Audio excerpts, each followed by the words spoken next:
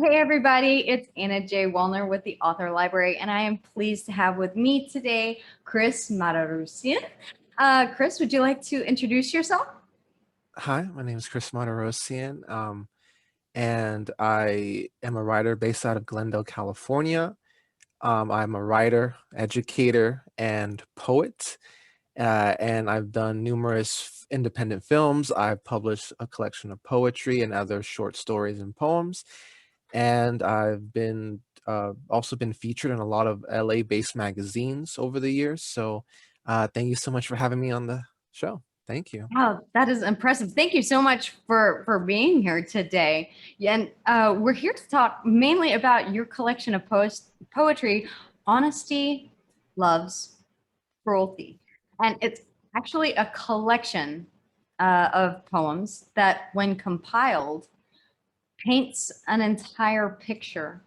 Was that the intention going into the project, or did it just kind of evolve that way organically? I would say at first I wanted the poems to just stand on their own. Definitely, because each poem, at least in my opinion, has its own story to it. But Sure. as I was writing it with my colleague Manlio Gutierrez from UC Irvine, it eventually evolved into something where every poem connected to one another, and now it's an entire sort of picture, and it starts from sort of the beginning. And we wanted to design it in a way where the honesty sort of blends into the love portion that ultimately falls onto the cruelty uh, section of the collection. So yeah, in the beginning, we wanted it to stand alone, but at the end, we were definitely partnering up a lot of our poems together and to continue the narrative. It was interesting taking my colleagues' experiences and taking mine together and really blending like a whole mixture of these experiences, these hardships, but also these, you know, joyous moments so that we've also encountered in our lives. But yeah, it evolved eventually to an entire picture for sure. That's one thing that I wanted to ask you. What was it like working with a partner on this project? Luckily, I had known my colleague for quite some time. We met in a literature class, and pretty much fate brought us together because we were forced, I will say, to attend a workshop about MLA writing of all things. And we just kind of just sat together, we started chit-chatting, and all of a sudden I found out that, he's also a writer, he also writes poetry, and he was explaining to me a lot of his life growing up, and I could definitely relate with that too as well. So pretty much the rest was history. And to this day, I credit our instructor that pretty much, if it weren't for her forcing us to take an MLA workshop in college, we would have never met, and this collection would have never happened because he also motivated me to sort of, take that leap of faith and go out of my comfort zone to produce this collection. So it was fun because, we were so open to criticism and feedback from each other. I know for some people it's difficult to work with someone that they know personally because you tend to butt heads with each other. But no, we had a very good relationship with it, and, I didn't take anything personally when it came to trying to revise a poem, and vice versa for him. So it was a lot of fun. I enjoy it, and it just I took a lot of videos and photos of it just to kind of capture those moments. But yeah, it was a lot of fun to do. Yeah, that is great whenever you find a critique partner that is kind of on the same level. And you mentioned a really great point for other authors out there. Creative critiques are part of, growing as an author, and you cannot take them too personally because it's all about growth within the craft. So the, No, the craft definitely. of writing. Um, but there's an underlying theme to the entirety of the collection. How would you describe the kind of overall feeling that you'd like the reader to come away with? I would say, I want readers to really feel sort of the narrative arc, the change in sort of how a relationship first is established. You're in that honeymoon stage, everything's happy go lucky, but then really, as sort of you get to know the certain individuals or these people that, things tend to change. Change is a natural occurrence in any relationship with anyone that you have, whether it be family, whether it be a partner, whether it be, anyone that you encounter. So I wanted people to get the sense that, you know, we as individuals are evolving, that we're not always going to be in the same headspace at all times.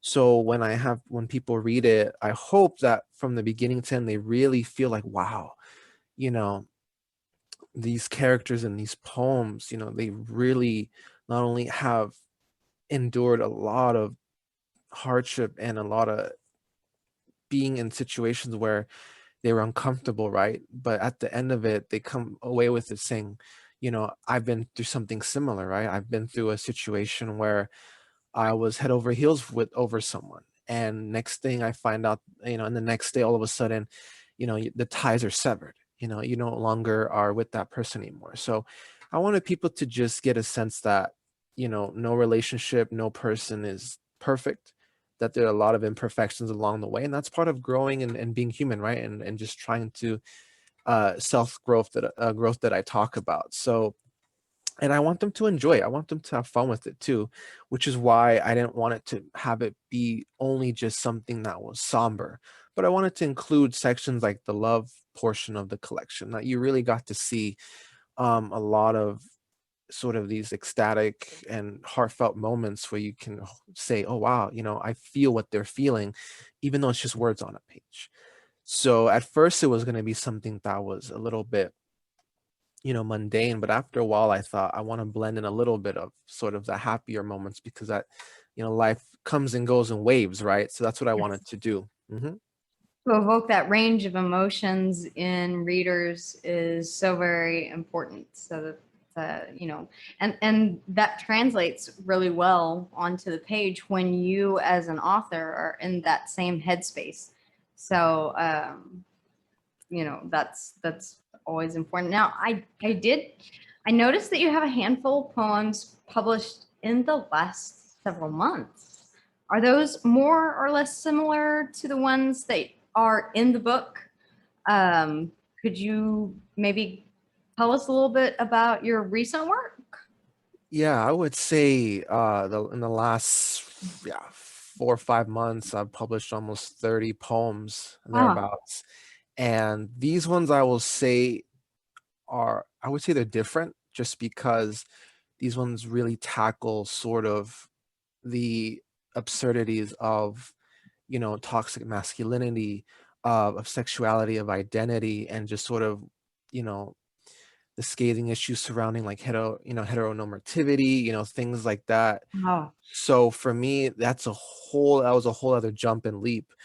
And these really get personal with the idea of, what constitutes something uh, that is your own identity, your own sexuality. What are some of the stigmas about what we deal with on a day-to-day basis. So these poems, wow, they I would say, if you read them, it goes a little bit deeper into the idea of, sort of these cultural expectations of being in a relationship, or being, of what you conform to, and your beliefs are. So I would say that these are much more mature, because when I wrote this first collection, it came from sort of a standpoint of being just really young, being just sort of in that high school sort of mentality and headspace. But these ones show a level of maturity that I think a lot of readers can definitely relate to.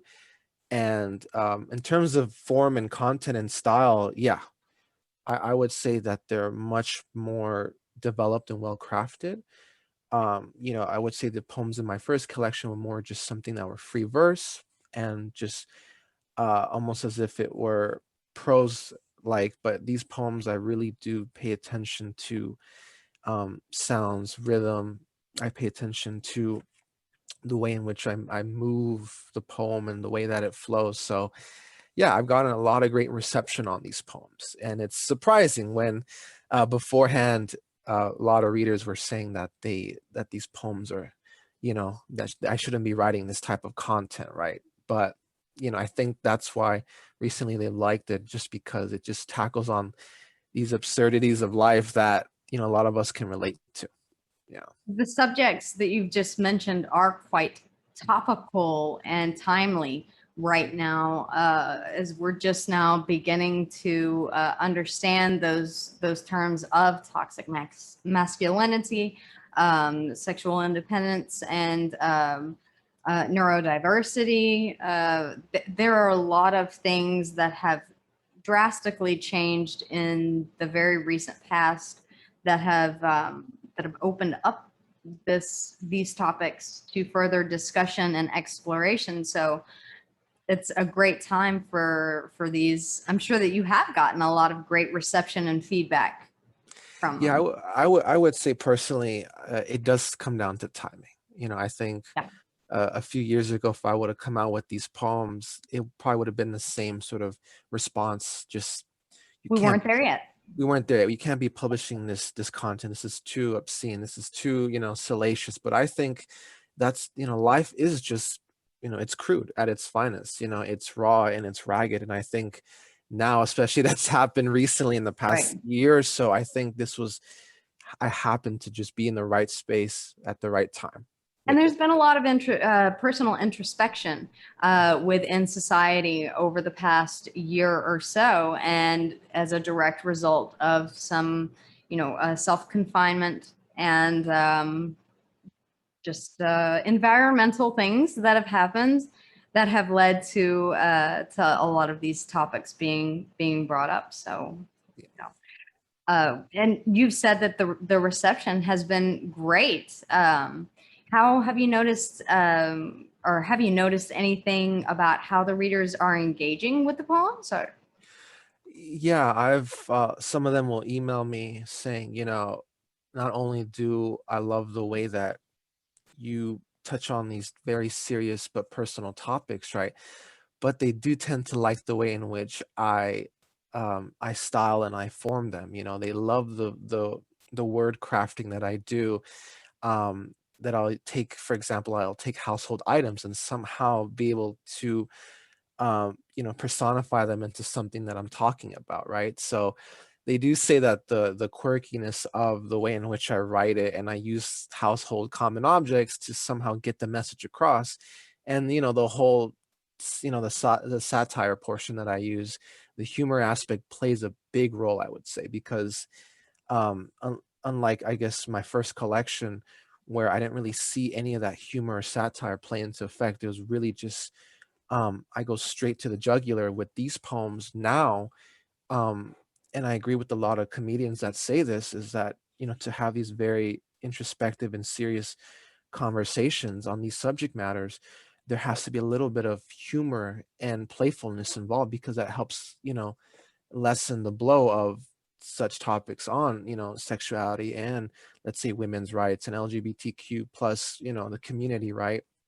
So they do appreciate that, with something as intense, right, as these poems tend to touch bases on, having that sprinkled of humor and a little bit of a playfulness in the wording and language helps them to digest it a lot easier. Yeah.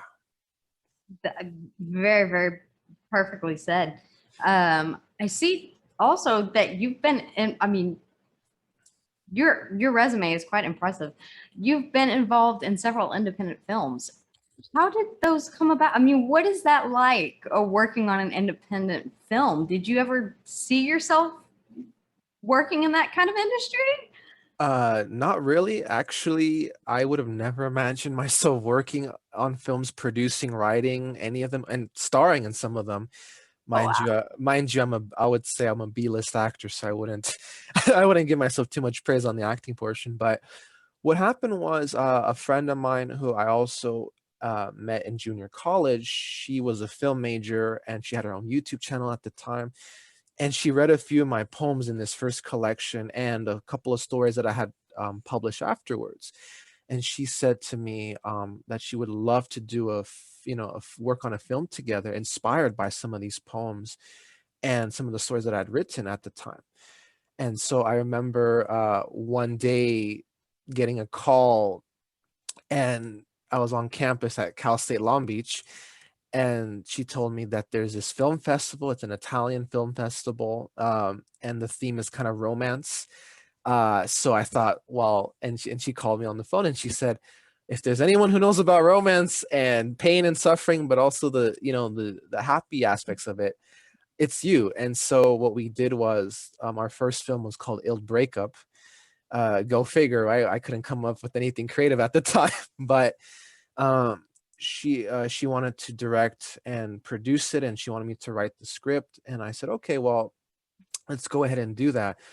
And so I wanted to make it into a rom-com, and I just took a couple of poems and a story that I'd written, and basically we made it a black and white. It's something that it was inspired by Bicycle Thieves and Life is Beautiful, which is on Netflix. They're classic Italian films that I'm pretty sure if people see them on Netflix, they might sort of have recognized it previously, both winning Oscars. So I inspired it off of those two films, and I wrote the script. And definitely, and I did acting in it as well. Like I like to do Alfred Hitchcock, right, where you try to Easter egg, you try to pick him out in the film.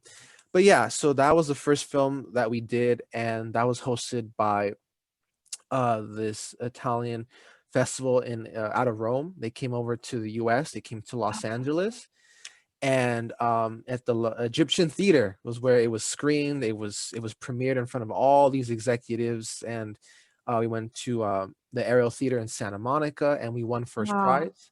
Yeah, I won first place for best contemporary Italian cinema. So that was a phenomenal experience. I mean, to write I my bet. first my first screenplay, just out of nowhere. It was a call one day as I was going to my car on campus, and it turned into that. And it was you know, it was difficult because we had to produce it ourselves, we had to fund it ourselves, we had to do everything, Right.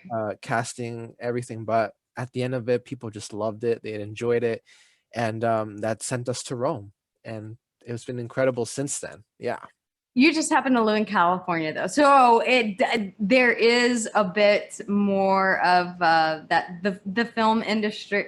There, well, it is the film industry, California, but you know, you probably had a lot more resources available to you than, say, you know, us here in Texas.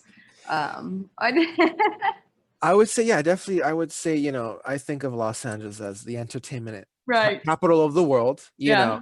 and anyone, you know, from all over the world comes to Los Angeles, which I understand rightfully. But this, you know, we did it. It was a self-production. We did it off of our iPhones. We did it off of our Oh, just wow.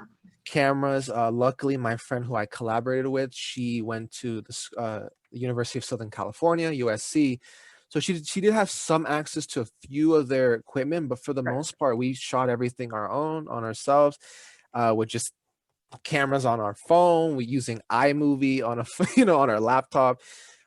So it was very much, I enjoyed that aspect of it because it was, we didn't have, like I said, the most professional equipment, but we made do with what we had. And I think for me, as a writer and as a, you know, a filmmaker as well, I do love independent films. I love that part of the industry, just because, you know, you're working with a lot of people that, you know, you make something out of nothing, really. And so for me, I learned a lot about what it takes to even make a 10-minute short film. You know, imagine you make 2.5 hours on the big screen. There's so much that's involved in it, but just to have three people, right, do everything, it definitely was a learning experience. But I had the most fun, you know, most fun with it. About how long did it take you to put all of that together? I'm just curious. Oh, for 5 minutes or 10-minute short film, it took us, I want to say, 6 months. Uh, and we had to shoot, you know, we had to shoot everything out in Marina Del Rey, near Long Beach area, close to my school. And like I said, we just contacted a few actors that were students at USC. Anyone, open call, anyone interested in a rom-com. And we only got maybe three or so responses from students, and those happened to be our main actors and actresses. So, you know, it was just happenstance, right place, right time. And we filmed everything within a matter of maybe 2 weekends, so 2 weeks. So we had 4 days to shoot everything because we had to just spend the majority of our time editing and going Uh, through each and every shot and frame. And if and we didn't have time to reshoot any of the shots. So this had to have been first take, second take, and that's it. We didn't have enough time, just based on the deadlines for the film festival. We didn't have enough time to reshoot anything. So we told the actors and actresses, the best that you can, how would you go about interpreting this scene? How would you go about displaying these types of emotions and feelings? And they did a phenomenal job. I'll have And to check it out. yeah, it can be found on Vimeo. I can drop the link for you. I can share it for I you. would love that. I would love that. Guys, make sure and check the link in the description below if you want to check out the film. And pretty much once we won that film festival, that opened the floodgates for these other 2 films that I did with other students. The other one, that's called The Ties That Bind Us, won a gold award for independent shorts at the Los Angeles Shorts International Film Festival in 2019. Wow. That I was able to be a production assistant. I also looked over the script, I gave feedback, and I acted in that as well. Like I said, it was very B-list acting. I'm no Hemsworth. Nope. But it was fun to work with a lot of those students as well, because like I said, we didn't have access to a lot of the equipment that most big corporate film companies do have, right? So when that won, then that opened another opportunity for the most recent one, which was last summer, called The First Color. And it also got nominated for the LA Shorts International Film Festival as well. And that I did with my friend that we did our first film on. And so since then, it's been one after another, and it's opened up so many opportunities. But would I have imagined myself doing any of this? Most likely not. But for me, it's kind of jarring to think about how a phone call, randomly at the end of my day as I'm walking across the parking structure to my car, could have led to all of these wonderful opportunities. Definitely.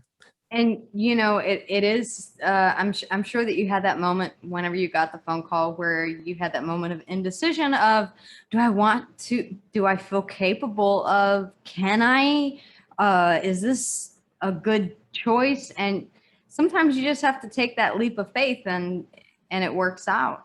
So It was, yeah, I did have some apprehension about it, just because, my friend did tell me that we would have to fund this ourselves, out of yeah. pocket.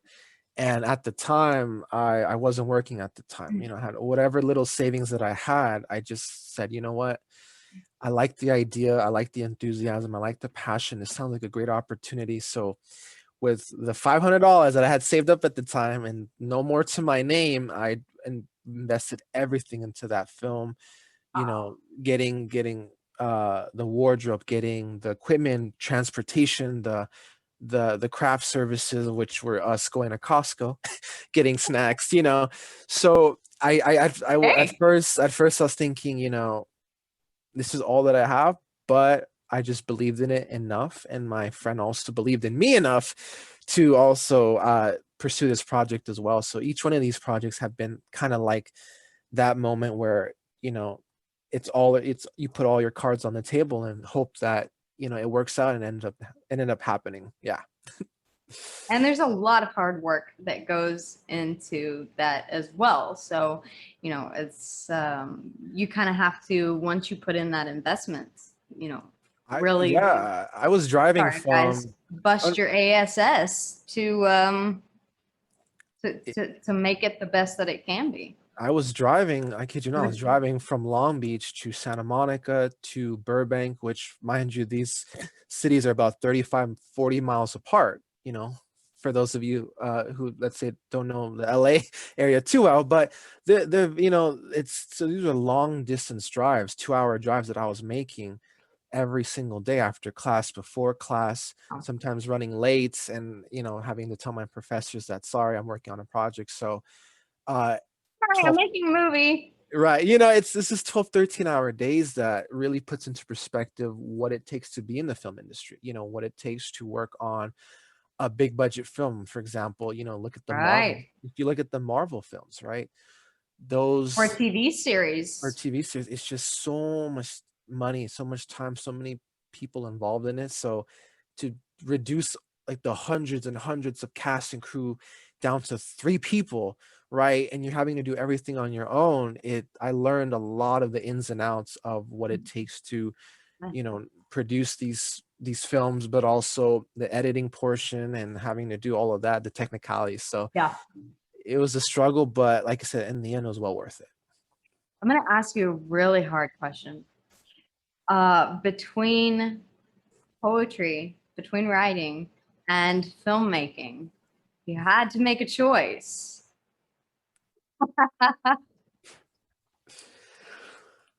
I would say maybe writing, Yeah.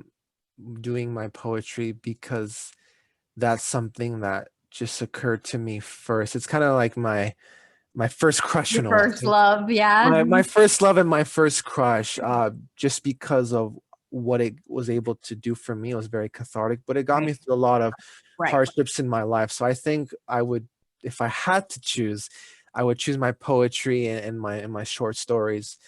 But of course, I can't wait until everything sort of slows down a little bit and things start to open up where I can go back into doing a lot of my films. So I'm talking to a lot of people that I know and other collaborators, and we're working on scripts. There's one that got nominated to a film festival, I believe, in South America, I want to say. And this is a film that it's a comedy. It's called Friends in High Places, that I did with a cousin of mine, who she's an actress. She has a master's in theater. She's been in all sorts of productions. Um, and it was a funny, comedic sort of film to make, and I was able to act in it, also be, production assistant and get behind the camera and do all sorts of, the sound and everything. So that one I'm looking forward to. That one, hopefully sometime later this year, will be available for people to watch. But that's one that I'm definitely looking forward to, because I don't know if you've ever seen, Cheech and Chong, those movies, Yeah. but it's very similar to that, Friends in High Okay. Places. And it's an all female cast, and it's a super, a creative and unique rendition of sort of most of those type of, I guess, stoner movies. If you've ever seen Pineapple Express with Seth Rogen and James Franco. Dazed So and Confused. I mean, classic. for her to have done that, was phenomenal. I thought this is a fantastic script and a great cast, and so to be a part of that was phenomenal, and I'm so excited for when that comes out. Yeah. Well, congratulations on all the success that you've had. And so, I mean, that pretty much answers what you're working on next. Guys, big things are coming. So watch out. Yeah, and I also, besides that, I also have a novella coming out as well. It's called Yeah.